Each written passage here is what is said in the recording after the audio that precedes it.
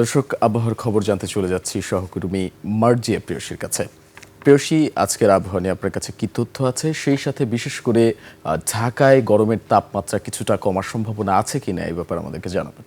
Shea butter ও vitamin সমৃদ্ধ lily beauty soap, তারুণ্যময় উজ্জ্বল ত্বকের জন্য। দীপু, আপনাকে অসংখ্য ধন্যবাদ। দর্শক, আজ ৩রা জুলাই ২০২৬ তারিখ শুক্রবার।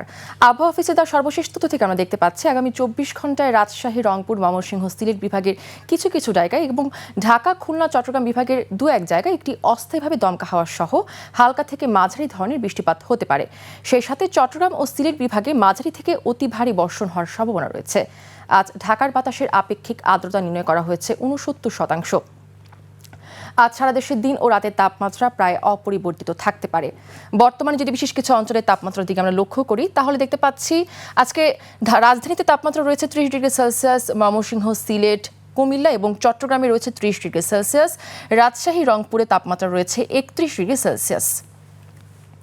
পূর্বাভাসে আরও বলা হয়েছে আজ দক্ষিণ পূর্ব দিক থেকে ঘন্টায় ৮ থেকে ১২ কিলোমিটার বেগে একটি বাতাস প্রবাহিত হতে পারে। আজ সূর্যোদয় হয়েছে ভোর ৫টা বেজে ১৫ মিনিটে এবং আজ সূর্যাস্ত হবে সন্ধ্যা ৬টা বেজে ৫০ মিনিটে। আবহাওয়া নিয়ে এই ছিল আমার কাছে আজকে সর্বশেষ তথ্য। ফিরে যাচ্ছি দীপুর কাছে। দীপু। জি প্রেয়সী, আপনাকে অসংখ্য ধন্যবাদ।